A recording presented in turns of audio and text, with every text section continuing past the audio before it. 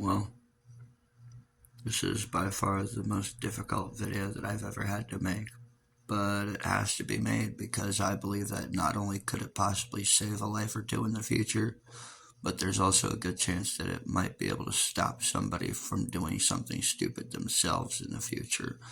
And to me, that's pretty important. Now, before I go any further, I have two disclaimers to give.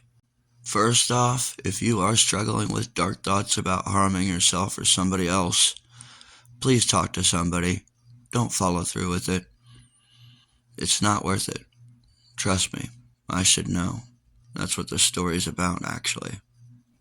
Second off, and to be honest with you, this is just as much of a warning as it is a disclaimer, but this story covers a subject that's of a very, very sensitive nature, and therefore I have to say viewer discretion is very strongly advised. And with those disclaimers out of the way, here we go. Anyhow, one of the reasons you always see me being a super wholesome person and showing as much love as possible while always trying to bring people together is because when I was growing up, I had a very troubling childhood. From my prepubescent years well into my late teenage years, I was pretty much a child of rage. After years of dealing with pain and constantly no end in sight. Between constantly being bullied at school by teachers and students alike, my parents being often far too busy for me to even talk to them because they were always working, and having a guidance counselor who would always treat me like a threat whenever I came to her with a problem that I needed genuine help with, I was alone. It all came ahead by late spring of 2006, well, towards the end of senior year. I still remember that day as if it were yesterday because it's a day you don't easily forget about, especially under these circumstances.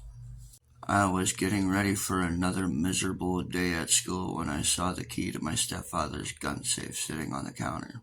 Having grown tired of the way that I was being treated all the time and tired of life itself, I took the key off of the counter, made my way to his bedroom, opened up his safe, saw his AR-15, grabbed it, stuck it in my bag, grabbed a couple clips, loaded them up, stuck them in my bag, and was getting ready to make my way out the door for the sake of showing my town what real monsters were capable of. When suddenly the phone rang. It was my friend Jim, and he wanted to check on me and see how I was doing because I've been distant and absent for a few days. I immediately broke down, crying in hysterics, and told him everything from what I was planning, what I was feeling, to why I wanted to do it. He spent the entire day on the phone with me, 13 hours to be precise, giving me every reason that he could for me not to do it and just offering to give me help himself if that's what it took. I accepted his offer to help me get help, and he gave me a ride up to PBH, which is a local psychiatric hospital in my area, and I stayed there for about 3 years. My first week there, I had this nurse named Dwight, and we were doing a counseling session. He was asking us all how we were doing. When he got to me, I told him that I was fine, and he straight up looks at me and asks, "So how does it feel to be a liar?" I was just, "Excuse me? What do you mean?" He's like, "How does it feel to be a liar?" I asked him to share what he meant by that. "If you were doing so well, you obviously wouldn't be in here now, would you?" That man broke me down and realized that my behavior was not okay. After that, Dwight became one of my first real friends from that moment on, and he made the entire 3 years that I was in there worth being in there, and I was happy that I ended up there.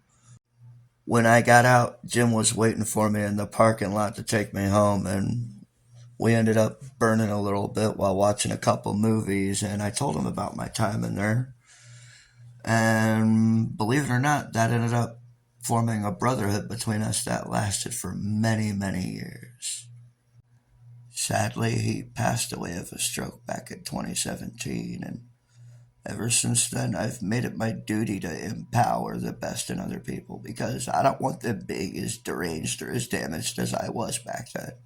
If it wasn't worth it for me, then it's not worth it for anybody else.